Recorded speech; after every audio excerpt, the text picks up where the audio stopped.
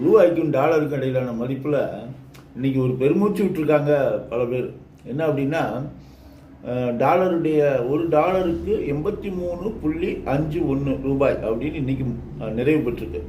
ஆக்சுவலாக நீ காலையில் ஆரம்பிக்கும் போது 83.51 தான், இடையில 83.52ன்னு போயிருக்கு.